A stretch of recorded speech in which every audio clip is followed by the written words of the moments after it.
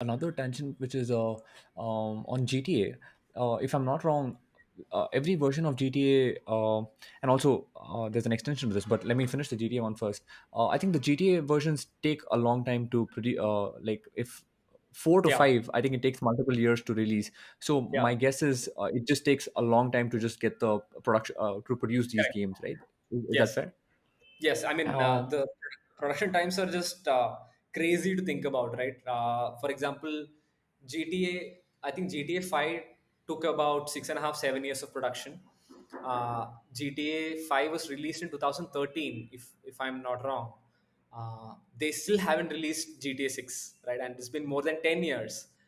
They still haven't released a new game, right? So the cost, the amount of time, despite having thousands of people working on this project, to make a decent quality AAA game, it would probably take anywhere between 3 to 5 years at this point of time for the largest of game formats, right? To make a globally competitive top 10 game, that's the amount of time that would take right now. Uh, but that's a trend that could potentially change with all these improvements that are happening across technology, right? Like with generative AI coming in, creation of image, video, and audio assets are becoming easier, and 3D environment making is also becoming easier. So there is an argument to be made that these production cycles over a period of time will become smaller because of all these leaps that are happening in technology, right? If that happens, then the cost of production, both in terms of time and the amount of resources that is needed, will likely come down. Uh, the jury is out on what percentage of cost will drop, whether it's going to be like a 70% drop or like a 5% drop is still unknown. I looking at the complexity in the workforce, or the entire process, I would assume that it's on the lower side, but that's a trend that is something worthwhile sort of keeping a close eye on. Related to that, I've also noticed that the time duration between a PlayStation, let's say 3 to the PlayStation 4, or I don't know, Xbox Yeah, version X to X plus one, that also yeah, takes that also yeah. takes a long time.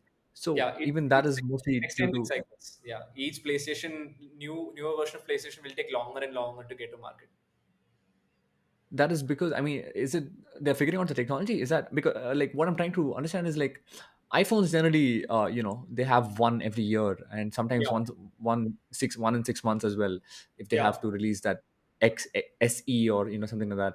Uh, yeah, so like, are these technologies inherently much more difficult to like nail, or is there something yeah. else I'm missing here because it's taking I think longer? that's a fair question to ask, right? So I think arguably there is a technology component here where you have to make meaningful enough leaps on the graphic performance from a PlayStation 4 to PlayStation 5 to make it meaningful enough, right? So for example, unless you're able to make a 5x better gameplay experience on PlayStation 5, why would I want to spend money on a new PlayStation, right? And I think the comparison to mobile is probably not very fair because the total addressable market of people who would buy a console is probably limited, right? It's not the case where a billion people will go and buy a mobile phone. So it makes sense for me to keep releasing a new iPhone every year because I would still be able to find enough number of people who will buy that iPhone year after year basis on a refresh. But the console gamers are not necessarily like that, right? Because the way that it works is I buy a console. Let's say I buy PlayStation 4. I bought it. I spend whatever $300 $400 to buy that console, and after that I build a game library. Right, I keep buying these discs. I bought, for example, Red Dead Redemption. I bought GTA. I bought five variations of FIFA. So this content itself is tied against the platform that you're buying into, or at least that used to be the case in the past, right? So there is a high degree of friction for a console user to move on to a new console unless there is an extremely compelling reason for them to move that, and the compelling reasons have to be on both front. It needs to be a order of magnitude hardware quality and performance jump. There also should be enough amount of games on the newer platform that can be played, right? So it's also, you should also appreciate the complexity of making a game compatible for a newer hardware form factor. So every time a newer console comes out, the developers have to figure out a way to make that game work on that, or utilize most of that hardware capacity, right? So an older version I'm so of a sorry. game, yeah, So just on that, I think players like Rockstar, I think they'll always already be in touch with, let's say, Sony or Microsoft yes, to get their correct, to understand what the next upgrade is going to look like, right? Because correct, with correct. such long life cycles, if they keep building for the PlayStation 4, by the Yeah. time 5 is out, it'll be. Yes, Understood. Okay. correct. So that has to be the case, and these developers have to work closely, and that's in the best interest of the console developer to ensure that these flagship games or these massive games, which is what will drive a lot of the sales, right? So sales is not driven by just saying that hey, this fancy new PlayStation has come out. The sales will be driven by saying that hey, GTA 6 has come out and it's just phenomenal, and I want to play it, right? That is what really drives a lot of the sale. So the content is the tentpole around which the hardware and the console sales itself is driven.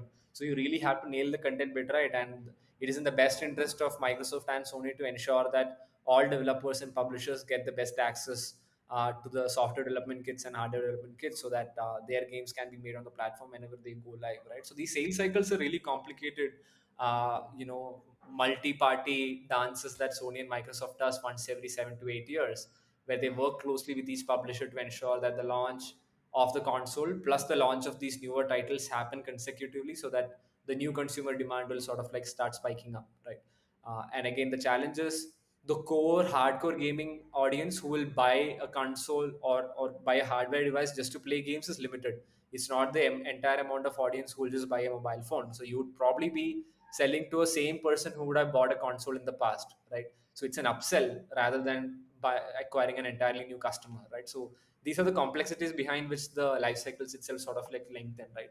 If these are the considerations, then it sort of makes complete sense that these development cycles or the life cycle of these consoles are extended as much as possible, right? So for example, if my PlayStation doesn't last for 8 years, it makes no sense for me to invest in creating a content library there. If every new alternate year they're going to release a new console and newer games will have to be made on that, the total entertainment time that I as a consumer extracts from the console will be lesser, right? So that's the challenge there.